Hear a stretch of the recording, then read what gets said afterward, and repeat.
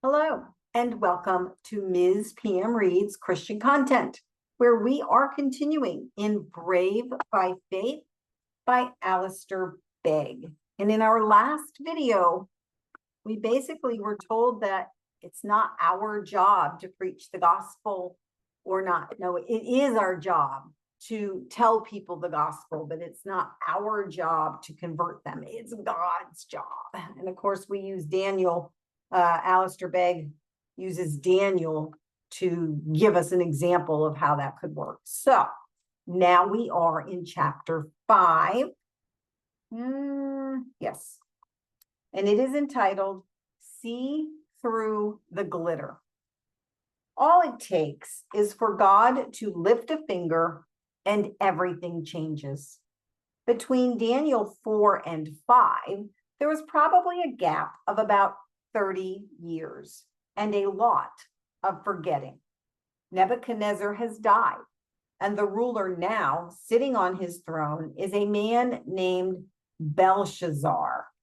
He was the son of Nabonidus and ruled, it seems, in a kind of co-regency position with his father, who had seized the throne from Nebuchadnezzar's infant grandson. In chapter 5, verse 2, where Nebuchadnezzar is described as Belshazzar's father, in quotes, it means in the sense of hugely significant predecessor. That's important to know, because otherwise it could be confusing, right? And as chapter 5 opens, Belshazzar feels popular, secure, and successful, so much so that he holds a huge party to celebrate how great he is. As is de rigueur for such events, the wine was flowing fast, verses 1 and 2. We are meant to understand that this was an event of great opulence, of extravagance, of a lack of sobriety, certainly of a lack of decency, and crucially, an event unfolding with no regard for the Most High God. Belshazzar was showing off his prominence, and in the course of doing so, as the wine began to take hold, he commanded that the vessels of gold and silver that Nebuchadnezzar, his father, had taken out of the temple in Jerusalem be brought, that the king and his lords, his wives, and his concubines might drink from them. Verse 2. And that was exactly what they did. It was 50 years or so since these items had been stolen from the temple of the living God and brought into the ownership of the Babylonian kings. And now this Babylonian king took the arrogance and godlessness up a notch and used the vessels made to worship the Creator God to get drunk and to praise the gods of gold and silver, bronze, iron, wood, and stone. Verse 4. So this banquet is an amazing expression of pride, of sacrilege, and of idolatry. Belshazzar is leading his people in saying, hey, this is what we think of your God. He's nothing anymore. We're using the symbols of his power and his presence to enjoy ourselves and toast our gods. Just imagine being one of the 1,000 invited guests at this event. Everybody would have looked up at the top table and said, oh, to be Belshazzar. What an amazing man he is, so powerful, so magnificent, so vastly wealthy. Such a great and impressive ruler. Here is a man who knows he is a success, laughing at God and using God's gifts to declare his rebellion against an autonomy from his creator. But all it takes is for the God he is mocking to lift a finger and everything changes. God lifts his finger is the subtitle. As Belshazzar raises the cup taken from God's temple and uses it to proclaim his greatness and drunkenness and the superiority of his made-up gods, immediately the fingers of a human hand appeared and wrote on the plaster of the wall of the king's palace opposite the lampstand. And the king saw the hand as it wrote. Then the king's color changed, and his thoughts alarmed him. His limbs gave way, and his knees knocked together. Verse 5 and 6. It's an amazing moment. Here is this man, Belshazzar, who stands in front of this select thousand, apparently in control of the whole world. We would say he's on top of the world, and it only takes the movement of God's finger to completely change the scene. Much happens between the words appearing on the wall and their explanation, and we shall return to the intervening verses later. But verse 25 reveals the content of the writing the king sees on the wall. The three words themselves are simply three different weights that were used to weigh precious metals on a scale, but they carry a terrifying message for Belshazzar. Mene, mene. God has numbered, that's M-E-N-E, and then it repeated. God has numbered the days of the king's rule, indeed of his very kingdom. Tekel, T-E-K-E-L. Belshazzar has been weighed and found wanting. Perez, P-E-R-E-S. His kingdom has already been given to the Medes and Persians. And then come perhaps the most chilling words of the chapter. That very night, verse 30.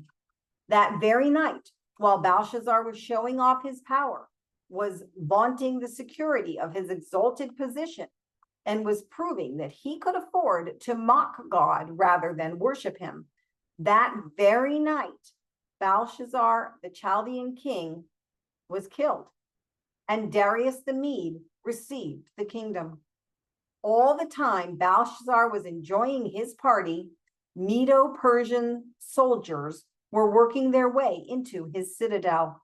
The ancient Greek historian Xenophon records how Darius's soldiers dammed up a portion of the Euphrates River, part of which ran under the walls of Babylon, in such a way that they created a marshy area that made it possible for them to walk through the river without being up to their necks.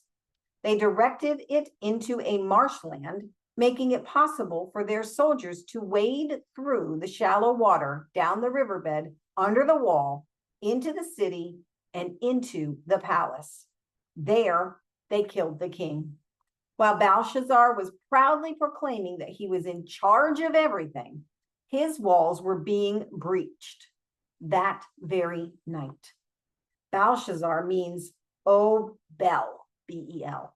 Bel being Marduk, the main deity of Babylon. Protect the king. What an irony. Even as he was declaring his autonomy, his judgment had begun. Subtitle, The World is Having a Party. As we see Belshazzar and his friends celebrating, a mirror is held up to our own society. Our culture works very hard to celebrate its successes, to pronounce its autonomy from its creator God, to declare that it has no need of the God of the Bible and his ways anymore. Most of the time, the affluent West is having a party and using all the gifts God has showered upon us to ignore him or mock his commands. All over our cities, people still arrange parties and hold events, COVID-19 restrictions notwithstanding, to proclaim their greatness and showcase their achievements, not realizing that there is a God who made them and who gives them their gifts and indeed their breath. Ooh. But in our day, as in Belshazzar's judgment, has already began. Belshazzar is a single vivid exemplification of the general rule of humanity that Paul lays out in Romans 1. The wrath of God is revealed from heaven against all ungodliness and unrighteousness of men, who by their unrighteousness suppress the truth. For what can be known about God is plain to them, because God has shown it to them. For his invisible attributes, namely his eternal power and divine nature, have been clearly perceived ever since the creation of the world in the things that have been made. So they are without excuse. For although they knew God, they did not honor him as God or give thanks to him. Romans 1, verses 18 through 21. By instinct, we all suppress the truth of what we know to be true about God. We can see it all around us if we would open our eyes. If we are ignorant of God, it is because we choose to be so. Okay, that one, I got to read that one again. If we are ignorant of God, it is because we choose to be so. It's not that Belshazzar started drinking wine at his party that night, and so his view of reality became skewed. No, his view of reality was skewed, and so he staged his party and drank his wine. What can be known about God is plain to all people everywhere because God has shown it to them. His invisible qualities, his power, and his divinity can be simply seen by looking at creation. In other words, atheism is a choice. It is a rebellion against God. The fool has closed their eyes to the truth and has set there in their heart that there is no God, and has built out their beliefs and their life from there. So this age is, in a sense, no different to any other since Genesis 3, or to this scene at the opening of Daniel 5. We take what God has given and then announce that we don't like God or his ways, so we will not believe in him. We'd rather have a God who agrees with us and how we want to behave, a God who is accessible and malleable, a God who we can keep or change as we wish, a God who answers to us rather than us answering to him. That is a very contemporary perspective, and yet it is also a very Daniel 5 perspective. We've just changed the names of the gods. And God says to all people today, I have to plug my battery in. I have to stop there. Sorry, guys. We're going to find out in the next video what God says to all people today. All right. I hope you have a blessed day, and we will finish the chapter tomorrow. All right. Oh, I can't even sign off properly.